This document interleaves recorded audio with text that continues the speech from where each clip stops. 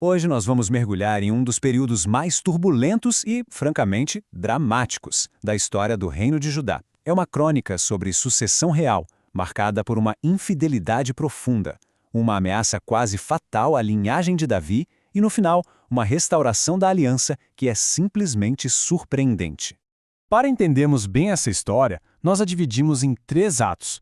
Primeiro, vamos ver o reinado da impiedade, que mostra o declínio vertiginoso de Judá. Depois vamos falar sobre a rainha usurpadora, uma fase de tomada de poder e da quase aniquilação da casa real. E por fim, a aliança restaurada, que se concentra no plano sacerdótico que trouxe de volta o rei legítimo. Bom, nossa narrativa começa logo após a morte do justo rei Josafá, e o que se segue é uma decadência espiritual e política incrivelmente rápida. Todo o legado que ele construiu começa tragicamente a ser desfeito. O sucessor, Jorão, basicamente sela o destino do seu reinado com uma única aliança matrimonial. Ao se casar com uma filha de Acabe, o rei idólatra de Israel, ele abre as portas de Judá para as mesmas práticas que o Senhor reprovava. E isso dá início a um ciclo de corrupção. E as consequências políticas, claro, foram imediatas. A infidelidade de Jorão leva a uma fragmentação do reino. Territórios importantes, como Edom e Libna, simplesmente declaram independência. Mesmo assim, veja que interessante. A aliança com Davi foi o que impediu a destruição completa de Judá. E essa decadência só acelera sob o comando do filho de Jeorão, Acázias. O reinado dele foi curto, violento e totalmente entrelaçado com a casa de Acabe. O fim dele foi abrupto pelas mãos de Jeú, que, vale lembrar, tinha sido ungido justamente para exterminar essa linhagem. A morte do rei Acasias cria um vácuo de poder imenso em Jerusalém. E é esse vácuo que abre o caminho para um dos atos mais implacáveis de toda a história de Judá. A promessa davídica ficou literalmente por um fio. Nesse momento crítico, Atalia, que era da casa de Acabe, não pensa 2 vezes.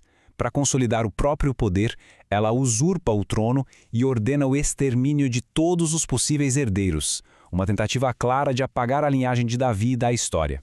Mas bem aqui no meio do massacre surge um fio de esperança. Uma criança, o herdeiro legítimo Joás, é resgatada em segredo por sua tia, Jeozebate. Um ato de uma coragem tremenda que providencialmente acabou por preservar o futuro da dinastia. Pense nisso. Por 6 longos anos, o futuro da monarquia de Judá esteve escondido. E não em um lugar qualquer, mas dentro da própria casa de Deus. Enquanto uma rainha ilegítima, um símbolo da apostasia, reinava sobre a terra, o verdadeiro rei, a semente da promessa, estava sendo protegido no lugar mais sagrado da nação. E a narrativa agora dá uma virada espetacular. Vamos para uma restauração dramática, uma conspiração sagrada, podemos dizer, que foi meticulosamente planejada pelo sumo sacerdote Joiada para devolver o trono a quem era de direito. A metodologia de Joiada é notável. Ele não agiu por impulso. Pelo contrário, ele reuniu a autoridade militar e a autoridade espiritual do reino, os uniu sob juramento e apresentou um plano tático claríssimo para restaurar a ordem e a aliança. No momento certo, o menino Joás, com apenas 7 anos, é apresentado ao povo e coroado rei oficialmente. A cerimônia foi um ato de reafirmação da aliança de Deus com a casa de Davi, um momento de um significado teológico e político profundo. A reação do povo foi imediata, decisiva. O som dos aplausos e o grito de "Viva o Rei" foram uma aclamação de pura alegria unânime ao governante legítimo, o que colocou um ponto final em anos de tirania. Mas e a rainha usurpadora? O que aconteceu com Atalia? Bom, ao ouvir a celebração vinda do templo, ela correu para lá e confrontou a cena da sua própria deposição.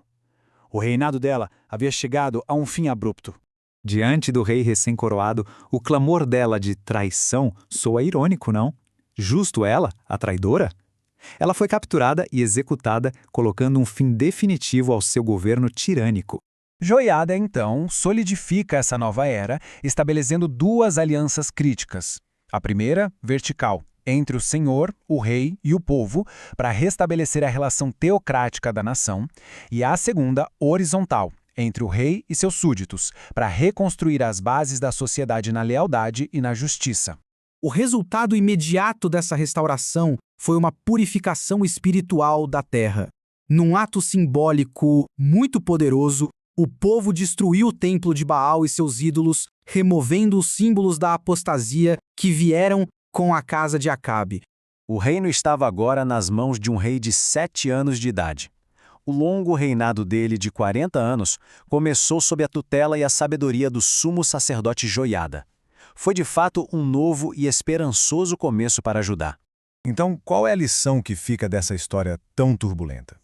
Ela nos mostra, claro, as consequências severas de se desviar da aliança. Mas, acima de tudo, ela revela um tema profundo, a preservação divina. A linhagem de Davi, de onde viria o Messias, mesmo quando estava pendurada por um único fio, foi mantida pela fidelidade de Deus à sua promessa. Que essa reflexão nos inspire. Esta foi uma produção da Primeira Igreja Batista de Guarulhos, um ponto de encontro entre Jesus e o pecador. Se esta exposição aprofundou a compreensão das Escrituras, nós convidamos a todos para se inscreverem em nosso canal e a compartilharem suas reflexões teológicas nos comentários. A participação de cada um enriquece o nosso estudo.